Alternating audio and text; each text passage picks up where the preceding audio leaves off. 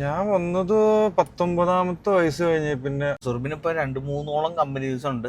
അതായത് ക്ലീനിങ്ങിന്റെ കമ്പനി ഉണ്ട്, പിന്നെ AC ഉണ്ട്. എന്താന്ന് വെച്ചാൽ നമ്മളെ ഒന്നും രക്ഷപ്പെടുത്തി കൊണ്ടുപോകാനായിട്ട്, അല്ലെങ്കിൽ രക്ഷപ്പെടുത്തി എന്നല്ല, നമുക്ക് ആരും പറഞ്ഞു തരാനോ അങ്ങനെയൊന്നും ആൾക്കാരുണ്ടായില്ല. നമ്മളെ കുറച്ച് ഫ്രണ്ട്സ് ഉണ്ടായി.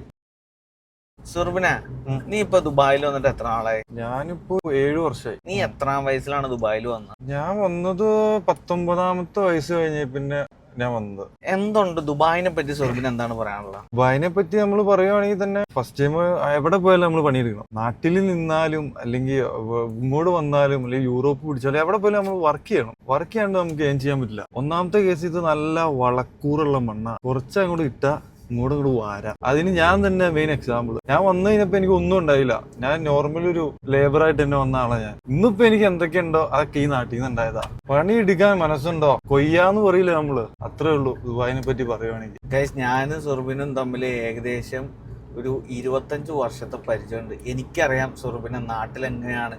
ഞാനും സുർബിനും നാട്ടിൽ ഞങ്ങൾ തമ്മിൽ നല്ലൊരു ഏജ് വ്യത്യാസം ഉണ്ടെങ്കിലും, ഒരു 6 വയസ്സ് 7 വയസ്സിന്റെ ഏജ് വ്യത്യാസം ഉണ്ടെങ്കിലും, ഞങ്ങൾ ഇവിടെ വന്നിട്ട് ഞാൻ ഇപ്പം നിങ്ങൾക്ക് എൻ്റെ വീഡിയോ ദുബായ് എപ്പിസോഡ് കാണുമ്പോൾ പറയാം, ഞാൻ 10-25 പേരെ കണ്ടു. അതിൽ നമ്മളൊരു എന്താ പറയുക, നമുക്ക് സന്തോഷമുണ്ട്. ഇവനിവിടെ വന്ന് ഇവൻ്റെ സ്വന്തം കമ്പനി തുടങ്ങി.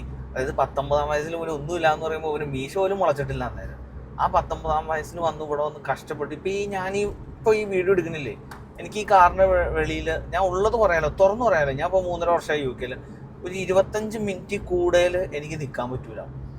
പക്ഷെ ഇവൻ്റെ ഒരു സൈറ്റിൽ പോയി നിൽക്കണ കാണുമ്പോൾ ഉണ്ടല്ലോ, എനിക്ക് അവൻ നിൽക്കണ കാണുമ്പം എനിക്ക് വണ്ടിയിലിരുന്ന് അവൻ വെളിയിൽ നിൽക്കണ കാണുമ്പോൾ എനിക്ക് പേടിയാവുക. ഒരു കാറ്റ് എന്നൊക്കെ പറഞ്ഞാണ്ടല്ലോ, ചൂട് കാറ്റ്. സത്യം പറഞ്ഞാൽ ഞങ്ങൾ കാറിൽ നിന്ന് മാളിലോട്ട് പോകും. തിരിച്ചു വരുമ്പോൾ എന്താണ്, നമ്മൾ ഈ ഓവനിൽ കയറ്റി വയ്ക്കൂലേ, ഓവനിൽ വെച്ച് കറക്കണ ഫീലാണ്. പക്ഷെ ഇവിടെ നിന്ന് രക്ഷപ്പെടും. എനിക്ക് എന്താ വെച്ചാൽ നമ്മുടെ കൂട്ടത്തിലുള്ള എല്ലാവരും, പഠിച്ചോങ്ങാത്ത എല്ലാവരും നല്ല രീതിയിൽ നല്ല ജോലി. ഇപ്പോൾ ഇവനാണെങ്കിൽ സ്വന്തം കമ്പനി, ഇവൻ്റെ അണ്ടറിൽ പണിയെടുക്കാൻ ആള്. അത് ഒരു മനസ്സാട്ടോ. ഇതിന് പ്രായം വേണമെന്നോ ഒന്നുമില്ല. പക്ഷെ ബുദ്ധിപരമായിട്ട് ചിന്തിക്കണം. ഇവൻ വന്നു ഒരു 3 വർഷം എന്താണ് ദുബായിന്ന് പഠിച്ചു. ഏറ്റവും ലേബറിൽ നിന്ന് ഞാൻ സത്യം പറഞ്ഞാൽ സുർബിനെ എന്നെ ഇന്നലെ കൊണ്ടുവന്ന് ഇവൻ ആദ്യം പണി ചെയ്ത സ്ഥലം കാണിച്ചു. ആ ഒരു റൂമിൽ, ഒരു ഫ്ലാറ്റിൽ 3 റൂമിൽ എത്ര പേരുണ്ട്? 20 പേരോ? 22 പേര്. 22 പേർക്ക് ഒരു ബാത്റൂം ഇല്ലേ? 2 ബാത്റൂം. 2 ബാത്റൂം. 22 പേർക്ക് 2 ബാത്റൂമുള്ള റൂമിൽ നിന്ന് സുർബിൻ തുടങ്ങിയതാ.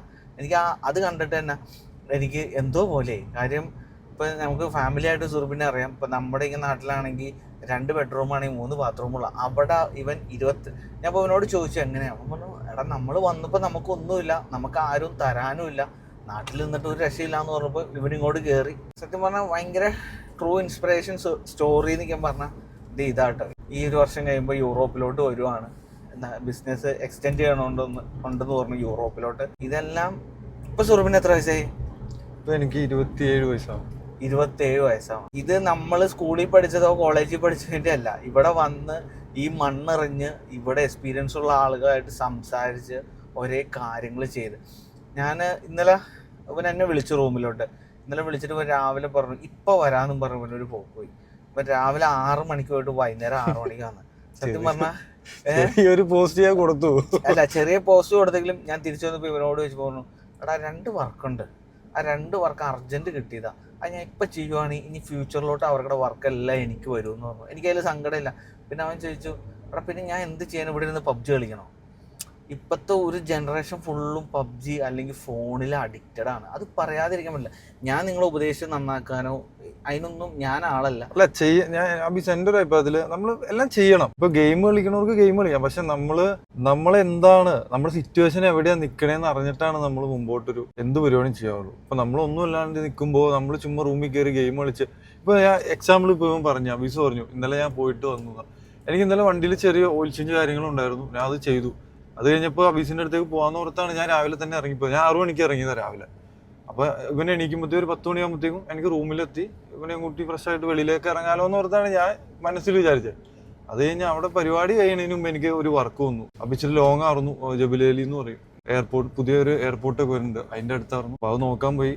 എന്ന് വെച്ചാൽ നമ്മുടെ അവസ്ഥ അറിയാലോ, നമ്മൾ വർക്ക് ചെയ്താലേ നമുക്ക് ഏൺ ചെയ്യാൻ പറ്റുള്ളൂ. അപ്പൊ ഞാൻ അബീസിനോട് പറഞ്ഞു ഞാൻ ഇപ്പൊ വരാമെന്ന് പറഞ്ഞു. അങ്ങനെ പോയി കഴിഞ്ഞാൽ പോണ വഴിക്ക് ഒരു വർക്കും കൂടെ വന്നു. ഇത് വർക്ക് നമ്മള് ചെയ്താലേ നമ്മളനുസരിച്ച് ഡെവലപ്പായിട്ട് കയറി വരുള്ളൂ. അതാണ് നമ്മൾ എവിടെ നിൽക്കുന്നോ അത് ആദ്യം ചിന്തിക്കുക, എന്ത് ചെയ്യണം. എങ്ങനെ ചെയ്യണമെന്ന്. സത്യം പറഞ്ഞാൽ നമ്മുടെ എല്ലാവരുടെയും പ്രശ്നം എന്ന് വെച്ചാൽ നമ്മൾ എവിടെ നിൽക്കണേന്ന് അറിയില്ല. കാര്യം ഇന്നും ഇപ്പം ഒത്തിരി പേര് ഇപ്പം ഞാൻ ദുബായിൽ വന്നിട്ട് 8 ദിവസമായി. ഈ 8ാമത്തെ ദിവസവും ഞാൻ കാണുന്നുണ്ട് 2 മാസത്തെ വിസിറ്റിംഗ് എടുത്ത് വന്നിട്ടും ചിലവുമാർ ഒരേ കാരണം പറഞ്ഞ് റൂമിലിരുന്ന് ഗെയിം കളിക്കുക. അപ്പം ഞാൻ പറയും വിസിറ്റിങ് 2 മാസമല്ലേ ഉള്ളൂ. അപ്പോൾ 1 മാസം കഴിഞ്ഞു അത് കുഴപ്പമില്ലടാ, ഇനി 1 മാസം കൂടെ ഇല്ലേ, എങ്ങനെയെങ്കിലൊക്കെ സെറ്റാവും. അപ്പം നമുക്ക് ഇവരെല്ലാം ഇപ്പം ഞാൻ ഇന്ന് ഈ 8 ദിവസം കണ്ട ആൾക്കാരെല്ലാം ഫാമിലി റിലേറ്റഡ് ആയിട്ട് നമുക്ക് അറിയാവുന്ന ആളുകളാണ്. ഒരാൾ പോലും അറിയാത്തവരില്ല. ഞാൻ ആരെയും മുറ്റം പറയണില്ല കേട്ടോ, ഞാൻ ആരെയും പേഴ്സണലി ഉപദേശിക്കണമില്ല, ആരുടെ പേരെടുത്ത് പറയാനുമില്ല. നമ്മൾ പണിയെടുത്ത പിന്നെ ഈ പറഞ്ഞ പോലെ കാശുണ്ടെങ്കിലാണ് എല്ലായിടത്തും ഒരു വില ഉണ്ടാവുള്ളൂ അല്ലേ. കാശുണ്ടെങ്കിൽ എന്ന് പറഞ്ഞാൽ അത് നമ്മുടെ സ്റ്റാറ്റസ് ആണ് അബീസ. നമ്മളെ നോക്കുന്ന എത്ര പൈസ ഉണ്ടെന്നുള്ള രീതിക്കായിരിക്കും നോക്കുന്നത്. പിന്നെ വേറൊരു കേസ് ഉണ്ട്, നമ്മൾ ആരെയും അറിയിക്കേണ്ട കാര്യമില്ല. നമ്മുടെ കയ്യിൽ ഇത്ര ഉണ്ട്, നമ്മളെന്താണ്, നമ്മുടെ കയ്യിൽ പൈസ ഉണ്ട്, നമ്മൾ അറിയിക്കേണ്ട ആവശ്യമുണ്ടോ? ഇല്ല. ശരിക്കും പറയാം, ഞാൻ നാട്ടിൽ എന്താന്നോ ചിലപ്പോൾ ഈ വീഡിയോ ഇനി ഇറങ്ങുമ്പോൾ എനിക്കറിയില്ല. ഞാൻ ആ പഴയ രീതിക്ക് തന്നെ ആയിരിക്കും ചില ആളുകൾക്ക് ഇപ്പോഴും.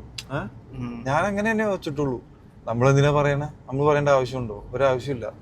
ഉണ്ടോ? നാട്ടിൽ പറഞ്ഞു കഴിഞ്ഞാൽ ഇപ്പൊ തന്നെ കോള് വരും, വേറെ ഒന്നിനല്ല. ഒരു 5000 രൂപ കിട്ടി, ഒരു 10. സത്യം പറഞ്ഞാൽ ഈ ഗൾഫിൽ നിന്ന് കടം മേടിച്ചിട്ട് കൊടുക്കാത്തവരൊക്കെ ഉണ്ടല്ലോ. സത്യം പറഞ്ഞാൽ ഞാൻ UK പണിയെടുക്കുന്നുണ്ട്, പക്ഷെ എനിക്ക് അവിടുത്തെ പണി ഒരു ഹാർഡായിട്ട് തോന്നണില്ല. പിന്നെ നീ UK ഇപ്പോ വരുന്നോണ്ട് നിന്റെ ക്ലൈമറ്റ് ഇതുമായിട്ടൊരു 4-5 ഇരട്ടി വ്യത്യാസമുണ്ട് ക്ലൈമറ്റ്. ഇവിടെ 48 ഒക്കെയാ, നിന്റെ എത്ര 4? എനിക്കിപ്പോ 12. അപ്പൊ എത്ര ഇരട്ടിയായി? പക്ഷെ വേറൊരു സംഭവം കേട്ടോ, ഈ ഇരിക്കുന്ന അബീസിന് ഒരു ഫ്യൂച്ചർ ഉണ്ടായിരുന്നു. ഒരു 8 വർഷം മുമ്പ് നിങ്ങൾ ഈ റോട്ടിൽ കൂടെ കാണുന്ന ഈ പോസ്റ്റ് കണ്ടോ, ഈ സാധനത്തിന് കുഴി എടുത്തിട്ട് അതിൽ കേബിൾ ഇടുന്നൊരു ലൈഫ് ഉണ്ടായിരുന്നു നമുക്ക് 2014. ഞാൻ 6.5 വർഷം കുവൈറ്റിൽ നിന്നപ്പോൾ ഫസ്റ്റ് കിട്ടിയ എനിക്ക് ജോബ് ഇതാ.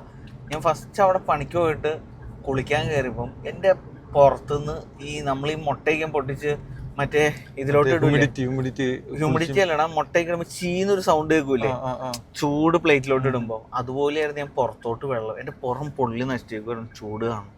നമുക്ക് കാശിന് ആവശ്യം ഉണ്ടെങ്കിൽ നമ്മൾ ഇന്നും പണി എടുക്കും കേട്ടോ, എടുക്കായില്ല. അതാണ് ഡിപ്പെൻസ് ആണ് നമ്മൾ വർക്ക് ചെയ്യുന്നത്, ഓരോരുത്തരുടെ വീട്ടിലെ സിറ്റുവേഷൻ. സത്യം. പിന്നെ അവരോരോ സ്വന്തം ഒരു ആറ്റിറ്റ്യൂഡും. എനിക്ക് ഇങ്ങനെ നടന്നാൽ മതി, അല്ലെങ്കിൽ ചില ആൾക്കാരുണ്ട് എനിക്ക് ഇത്ര സാലറി കിട്ടിയാലാണ് ഞാൻ വർക്ക് ചെയ്യുള്ളൂ. അതിലൊന്നും കാര്യമില്ല എന്നല്ല ഞാൻ പറയുന്നത്. നമുക്ക് എന്ത് ബേസ് കിട്ടണോ അതിൽ നമ്മൾ പിടിക്കണം. ബേസിൽ നിന്ന് തുടങ്ങുവാണെങ്കിൽ അത് ഓക്കെ ആയിരിക്കും. പിന്നെ ബാക്കിയൊക്കെ പടച്ചോന്റെ കയ്യിലാണ്. നമ്മൾ നല്ല രീതിക്ക് നല്ല ഉദ്ദേശത്തോടു കൂടി നമ്മൾ എന്ത് പരിപാടി ചെയ്താലും അത് ഓക്കെയാണ്, സക്സസ് ആണത്. അതിന് മെയിൻ ഒരു എക്സാമ്പിൾ ഞാൻ തന്നെയാണ്. പിന്നെ നിന്റെ ഇത്രയും വർഷത്തെ, ഇപ്പൊ 7 വർഷമായില്ലോ ദുബായില്. ഇനി ഇപ്പം വിസിറ്റിങ്ങിൽ ഉള്ളവരോടും ഇനി വിസിറ്റിങ്ങിൽ വരാനുള്ളവരോടും എനിക്ക് പറയാനുള്ള ഒരു ഉപദേശം എന്ന് ഞാൻ പറയില്ല. എനിക്ക് ഇത് ചെയ്യുവാണെങ്കിൽ അവർ രക്ഷപ്പെടുമെന്ന് തോന്നുന്ന ഒരു കാര്യമുണ്ടല്ലോ, അതെന്താണത്? ഇത് ചെയ്യുവാണെങ്കിൽ രക്ഷപ്പെടും എന്ന് അതിനെ പറ്റി ഞാൻ പറയുന്നില്ല. പക്ഷെ ഇപ്പൊ ഒരാൾ അക്കൗണ്ട്സ് ഫീൽഡിൽ ഒരാൾ വന്നു, ജോബ് നോക്കുന്നുണ്ട്. ഇപ്പൊ വിസിറ്റ് എടുത്ത് വന്നവര് എങ്ങനെ വന്നതെന്നൊക്കെ നമുക്ക് അറിയാൻ പറ്റും. എല്ലാവരും ഓരോ സിറ്റുവേഷനിൽ കൂടെ കടന്നു വരുന്നത്. ചിലപ്പോൾ അക്കൗണ്ട്സ് ഫീൽഡ് തന്നെ കിട്ടണമെന്നില്ല. എക്സാമ്പിൾ ആയിട്ട് ഇപ്പൊ നമ്മൾ ചിലപ്പോൾ 2 മാസം വിസിറ്റ് ഉള്ളൂ, 1 മാസം കഴിയും, 1.5 മാസം കഴിയും. അപ്പൊ ഇവര് വിചാരിക്കും പണി കിട്ടും. ഇപ്പൊ ഒരുപാട് കോമ്പറ്റീഷനായി. നമ്മൾ ലേബേഴ്സിന്റെ തന്നെ എടുക്കുമ്പോൾ തന്നെ ബസ്സിൽ നമ്മൾ 1200 1200 ദിർഹംസ് സാലറി കൊടുത്തോണ്ടിരുന്ന, പക്ഷെ ഇപ്പൊ 800 ദിർഹംസ് തന്നാൽ മതി പണിയെടുക്കാന്ന് പറഞ്ഞു വന്നവരുണ്ട്. അപ്പൊ നമ്മൾ ഏത് ചൂസ് ചെയ്യും? നമ്മളൊരു എംപ്ലോയർ ആണെങ്കിൽ എന്ത് ചൂസ് ചെയ്യും? ഓഫീസ നമ്മൾ 800 ഞാൻ ചൂസ് ചെയ്യുള്ളൂ. അത് തന്നെ എല്ലാ ഫീൽഡിലും ഉണ്ട്. പിന്നെ ഇപ്പൊ ബാർഗെയിനിങ് ഒരുപാടുണ്ട് ഇപ്പൊ എന്ത് ഫീൽഡിലാണെങ്കിലും. അപ്പൊ നമുക്ക് കിട്ടുന്ന ബേസിൽ നമ്മൾ ആദ്യം കയറാൻ നോക്കുക. കിട്ടുന്ന ബേസിൽ കയറി കഴിയുമ്പോൾ നമുക്കൊരു 8 മാസം അല്ലെങ്കിൽ UAE എന്താണ്, ഇപ്പൊ ഏത് രാജ്യത്ത് പോയാലും, ഇപ്പൊ UK പോയാലും അബീസിനായാലും UK പോയി ഒരു 2 മാസം 3 മാസം അല്ലെങ്കിൽ ചിലപ്പോൾ ചിലവർക്ക് ടൈമാണ്, ചിലപ്പോൾ 1 വർഷം എടുക്കും നമുക്ക് ആ രാജ്യം എന്താന്ന് കറക്റ്റ് പിക്ചർ കിട്ടാൻ. ആ പിക്ചർ കിട്ടണ വരെ നമ്മളിവിടെ നിന്നേ പറ്റൂ. അല്ലെങ്കിൽ ഏത് രാജ്യത്ത് പോകണം അവിടെ നിന്നേ പറ്റൂ. നമുക്ക് ഇന്ന പണി വേണം അല്ലെങ്കിൽ ഇന്ന സാലറി വേണം. ചിലപ്പോൾ എല്ലാവർക്കും എല്ലാം അങ്ങനെ കിട്ടണം എന്നില്ല. എളുപ്പം എനിക്കൊന്നും അങ്ങനെ സിമ്പിളായിട്ട് കിട്ടിയതല്ല അബീസ. ഞാൻ നന്നായിട്ട് കഷ്ടപ്പെട്ട് ഞാൻ തന്നെ അത് ഉണ്ടാക്കിയെടുത്ത എനിക്കൊന്നും എന്തെങ്കിലും ഉണ്ടെങ്കിൽ എന്താന്ന് വെച്ചാൽ നമ്മളെ ഒന്നും രക്ഷപ്പെടുത്തി കൊണ്ടുപോകാനായിട്ട്, അല്ലെങ്കിൽ രക്ഷപ്പെടുത്തി എന്നല്ല, നമുക്ക് ആരും പറഞ്ഞു തരാനോ അങ്ങനെയൊന്നും ആൾക്കാരുണ്ടായില്ല. നമ്മളെ കുറച്ച് ഫ്രണ്ട്സ് ഉണ്ടായി, അവരുടെ അടുത്തുനിന്ന് നമ്മൾ കാര്യങ്ങൾ അന്വേഷിച്ചു. അങ്ങനെ നമ്മൾ ചോദിച്ചറിഞ്ഞ് പോയി. പലരും റെഫറൻസ് ചെയ്യാം. ഇപ്പൊ ഞാൻ വന്നിട്ട് എനിക്കൊരു ജോബ് വേണം, അപ്പൊ ചോദിക്കാം എന്ത് ഫീൽഡാണ് നീ നോക്കുന്നത്? അത് ചോദിച്ചു കഴിയുമ്പോൾ തന്നെ നമ്മൾ നമ്മുടെ ഫീൽഡ് പറയും. അങ്ങനെ എല്ലാവരും പറയും, CV അയക്കാൻ പറയും. പക്ഷെ ഇവർക്കൊക്കെ ഓരോ പരിമിതികളുണ്ട്. ഇറങ്ങാണ്ട് നമുക്കൊന്നും കിട്ടില്ല, മനസ്സിലായോ? നമ്മൾ ഇറങ്ങാണ്ട് നമുക്കൊന്നും കിട്ടില്ല. നമ്മൾ റൂമിലിരുന്ന് ചുമ്മാ ഇൻഡീഡ് അപ്ലൈ ചെയ്തുകൊണ്ടിരുന്നു. അപ്ലൈ ചെയ്യുന്നത് നല്ലതാണ്. ഇൻഡീഡ് CV ഡ്രോപ്പിംഗ് ഇപ്പം ഇല്ല. ഇപ്പൊ നമുക്ക് ബിൽഡിങ്ങിൽ കൊണ്ട് പണ്ട് ബിൽഡിങ്ങിൽ ഓഫീസിൽ കൊണ്ട് നമുക്ക് ഡയറക്റ്റ് CV കൊടുക്കാറുണ്ട് ഇവിടെ UAE-ൽ. ഇപ്പൊ അതില്ല. ഇപ്പൊ എല്ലാം ഓൺലൈനിലാണ്. ഓൺലൈനിൽ കൊടുത്താൽ വിളിക്കുകയും ചെയ്യും. പക്ഷെ നമ്മൾ ഓൺലൈനിൽ കൊടുത്തു എന്ന് കരുതി നമ്മൾ മാക്സിമം അവിടെ കോണ്ടാക്ട് ആക്കണം. ആൾക്കാരായിട്ട് മിങ്കിൾ ചെയ്ത് പരിചയപ്പെട്ട്, അതൊക്കെ ഡിപ്പെൻസ് ആണ്. നമുക്ക് ചില ബൈ ചാൻസിലൊക്കെ നമുക്കത് ലക്കാണ്. നമ്മൾ റൂമിൽ ഇരുന്നുകൊണ്ട് ഈ ചൂടത്ത് ഇറങ്ങി നടക്കാൻ ഞാൻ ഒരിക്കലും പറയില്ല. കാരണം നാട്ടിൽ നിന്ന് വന്നവർക്ക് ചൂട് പറ്റൂല. അപ്പൊ അഭിഷന് അറിയാലോ, നമുക്ക് സഹിക്കാൻ പറ്റൂലാത്ത ചൂടാണ്. എന്ന് വെച്ചാൽ പെട്ടെന്ന് ക്ലൈമറ്റ് അങ്ങോട്ടും ഇങ്ങോട്ടും മാറുമ്പോൾ ഇപ്പൊ നാട്ടിൽ മഴയാണ്, ഈ സമയത്തൊക്കെ ഇങ്ങോട്ട് വന്നവര് ആ ക്ലൈമറ്റ് അല്ല ഇവിടെ. അപ്പൊ നല്ല ഇടങ്ങേറ് തന്നെയാണ്. പക്ഷെ നമ്മൾ മാക്സിമം നമുക്ക് ആരും കൊണ്ടുപോയി തരാനില്ല എന്നുള്ളൊരു മനസ്സിലൊരു ചിന്ത ഉണ്ടെങ്കിൽ നമ്മൾ ഉറപ്പായിട്ടും ജോലി കിട്ടും. എന്ത് പണി ചെയ്യാം നമുക്ക് എന്നുള്ളൊരു കോൺഫിഡന്റ് ഉണ്ടെങ്കിൽ മസ്റ്റായിട്ടും ജോലി കിട്ടും. ജോലി കിട്ടാണ്ടിരിക്കില്ല. പിന്നെ ഞാൻ ആദ്യം പറഞ്ഞത് നല്ല വളക്കൂറുള്ള മണ്ണ UAE, Dubai, United Arab Emirates എന്ന് പറഞ്ഞാൽ നല്ല വളക്കൂറുള്ള മണ്ണ. കുറച്ചങ്ങോട്ട് ഇട്ട ആയ കാലത്ത് അങ്ങോട്ട് ഇട്ട് കഴിഞ്ഞാൽ നമ്മൾ കയറി ഇരുന്ന് കഴിക്കാം നമുക്ക്, അത്രേ ഉള്ളൂ. പിന്നെ അബീസ, ഞാനൊരു ദിവസം ഞങ്ങൾ ഫുഡ് കഴിക്കാൻ പോയപ്പോൾ നമ്മൾ നോർമൽ റെസ്റ്റോറൻറ്റ് കയറുമ്പോൾ അവിടുത്തെ ഈ ഇപ്പൊ നമ്മുടെയൊക്കെ ഏജ് ഉള്ളവര് അല്ലെങ്കിൽ ഉള്ളവരെ കാണുമ്പോൾ നമ്മൾ കുറച്ചുകൂടെ ഒരു ഇച്ചിരി ഫ്രണ്ട്ലി ആയിട്ട്, അല്ലെങ്കിൽ ഫ്രണ്ട്ലി ആയിട്ടാണ് നമുക്കൊരു സംസാരിക്കാനുള്ള ഒരു ഇതുണ്ടല്ലോ. അങ്ങനെ സംസാരിച്ച് വന്നപ്പോൾ ഒരു എവിടെ മലപ്പുറത്ത് ആഷിഖ് എന്ന് പറഞ്ഞ MBA-കാരനാ, MBA പഠിച്ചിട്ട് അവനെ റെസ്റ്റോറൻറ്റിൽ 7 മാസമായി. 7 മാസം നീ ഒന്ന് ആലോചിച്ച് 1500 ദിർഹംസ് അവന് സാലറി ഉള്ളൂ. പക്ഷെ ഫുഡ് ഉണ്ട്, റൂമുണ്ട്. 7 മാസം അവൻ നിന്ന്. ഞാൻ വെച്ചു, ആഷിക്ക നീ അപ്പൊ പണി നോക്കിയില്ലാന്ന് പറഞ്ഞപ്പോ പണി നോക്കുന്നുണ്ട്, പക്ഷെ ഞാൻ അവിടെ വെച്ച് ഒന്ന് കമ്പനി ആയതാ. പിന്നെ നമ്പറൊക്കെ വാങ്ങിച്ച് കോണ്ടാക്ട് ആയി. അങ്ങനെ ഞാൻ പണി നോക്കിയില്ല എന്ന് ചോദിച്ചപ്പോൾ പറഞ്ഞു, ഒരുപാട് നോക്കി. രണ്ടാമത്തെ വിസിറ്റ് പുതുക്കാൻ നേരത്താണ് എനിക്കിങ്ങനെ ഹോട്ടലിൽ ഇങ്ങനെ കിട്ടിയത്. അപ്പോൾ ഹോട്ടലുകാരൻ എനിക്ക് വിസിറ്റ് എടുത്തു തന്നു. അതുകൊണ്ട് ഓക്കെ ആണെങ്കിൽ വിസിറ്റ് അടിക്കാമെന്ന് പറഞ്ഞു. അങ്ങനെ കയറിയതാന്ന് പറഞ്ഞു. അവന് വേണമെങ്കിൽ 2 ഓപ്ഷൻ ഉണ്ട്. ഒന്നില്ലെങ്കിൽ അവന് നാട്ടിലേക്ക് തിരിച്ചു പോവാം. പണിയൊന്നും ആയില്ല എന്ന് പറഞ്ഞാൽ അവൻ നാട്ടിൽ പോവാം, അല്ലെങ്കിൽ ഇവിടെ തന്നെ നിൽക്കാം. പക്ഷെ അവൻ ചെയ്ത് ഇവിടെ തന്നെ നിന്നു. അത് കഴിഞ്ഞിട്ട് ഇപ്പൊ ഈ സംഭവം നടന്നിട്ട് കുറെ ആയിട്ടോ, ഞാൻ ഇപ്പൊ ജസ്റ്റ് ഇങ്ങനെ പറഞ്ഞു എന്നുള്ളൂ. അത് കഴിഞ്ഞിട്ട് ഇവനിപ്പോ എന്നെ ഒരു 5-8 മാസം മുമ്പ്, കറക്റ്റ് ഓർക്കുള്ള, അവൻ വിളിച്ചിട്ട് പറഞ്ഞു എനിക്ക് ദുബായ് എയർപോർട്ടിൽ ജോബ് കിട്ടിയെന്ന്. അതെങ്ങനെ കിട്ടിയ വിസ? അവന് ജോബ് കിട്ടിയില്ല എന്നും പറഞ്ഞ് അവൻ നാട്ടിൽ പോയായിരുന്നെങ്കിൽ നടക്കുവോ? ഇപ്പൊ അവനൊരു ഓപ്ഷൻ കിട്ടി, ഹോട്ടൽ കിട്ടി, അവൻ ഹോട്ടൽ ഫീൽഡിൽ കയറി. അവൻ MBA പഠിച്ചാന്നും പറഞ്ഞ് അവൻ മാറി നിന്നില്ല. ഞാൻ അതാണ് നിങ്ങളോട് പറയണത്.